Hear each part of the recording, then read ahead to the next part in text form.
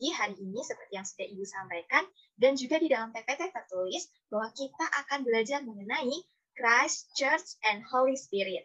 Nah, bacaan kita pada hari ini akan diambil dari Yohanes 18, ayatnya yang ke-15 dan juga yang ke-18, sampai ayatnya yang ke-18.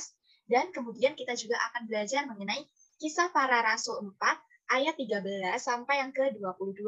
Nah, kita akan belajar mengenai satu tokoh yang sangat terkenal pastinya. Siapa yang tahu kira-kira di dalam Yohanes 18 ayat 15 dan sampai yang ke-18 ini membahas mengenai siapa? Boleh raise hand? Oke, Marji, silahkan. Nah. Ini tentang Petrus ya, Bu? Nice! Great, Mardi. Keren ya. Wah, Septi ini juga mau menjawab. Coba siapa, Septi? Halo, Septi. Ya, Nak. Kenapa ya angkat tangan? Mau jawab tadi, Ibu, tapi jaringan Septi tidak bagus, Ibu. Oke, terima kasih, Septi. Untuk jawaban Septi, seperti apa? Jadi yang Septi baca itu ada Petrus, Bu, di situ. Betul ya.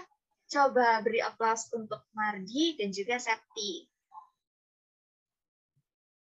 Wah, terima kasih semuanya. Sekarang kita akan belajar mengenai satu tokoh, yaitu tokoh Petrus. Kira-kira anak-anak di sini siapa yang tahu? Siapakah itu Petrus? Coba Ibu mau lihat. Ada yang tahu nggak sih siapa itu Petrus? Murid Tuhan Yesus, Ibu. Oke, good. Selanjutnya? Itu rasul besar.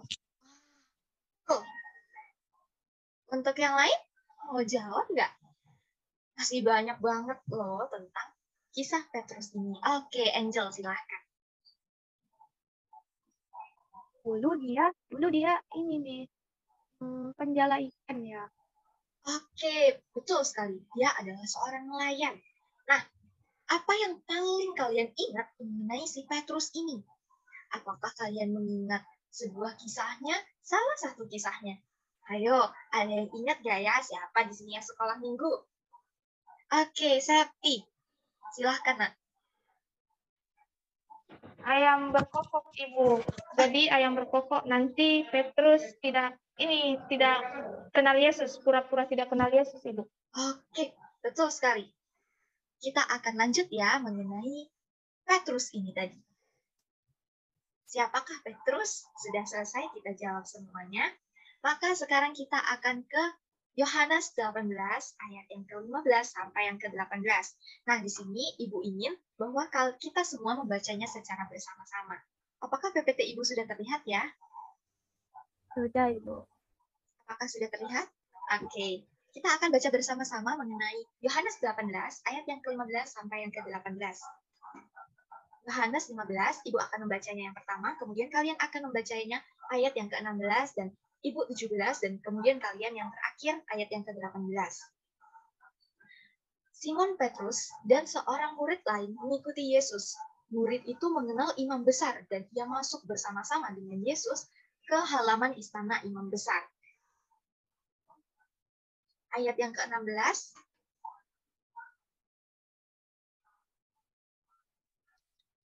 Bu. Silahkan, Mardi. Tetapi Petrus tinggal di luar dekat pintu. Maka murid lain tadi yang mengenal imam besar kembali keluar, bercakap-cakap dengan perempuan penjaga pintu, lalu membawa Petrus masuk. Maka kata hamba perempuan penjaga pintu itu kepada Petrus, "Bukankah engkau juga murid orang itu?" Jawab Petrus, "Bukan." Lalu ayat yang ke-18.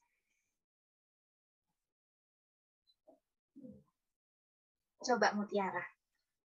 Baca. Saya, Ibu. Betul.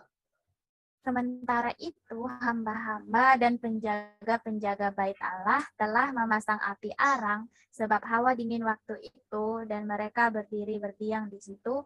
Juga Petrus berdiri berdiam bersama-sama dengan mereka.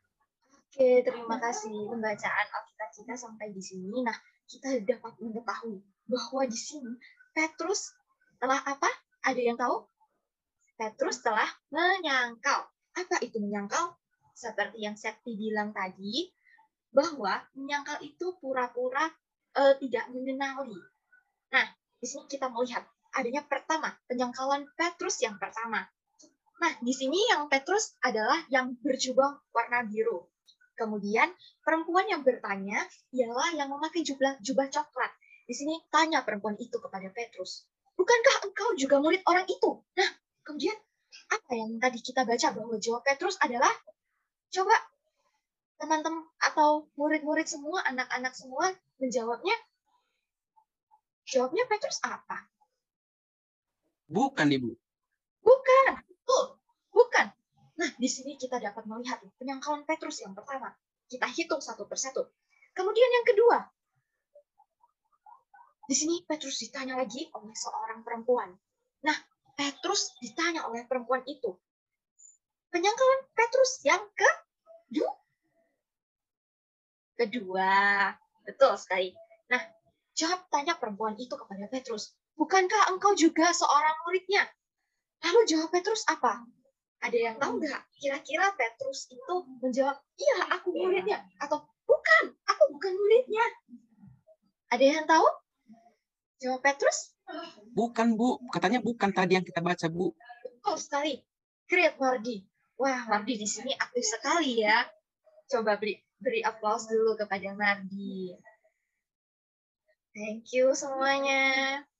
Nah, sekarang kita melihat bahwa Petrus itu menyangkal Yesus itu sebanyak berapa kali sih?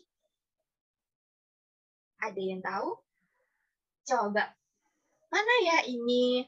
Grace. Kira-kira 3 kali, Bu. Betul, great. Wah, di sini anak-anaknya sudah sekolah minggu semua ya. Jadinya sudah mengerti semua ini mengenai Petrus.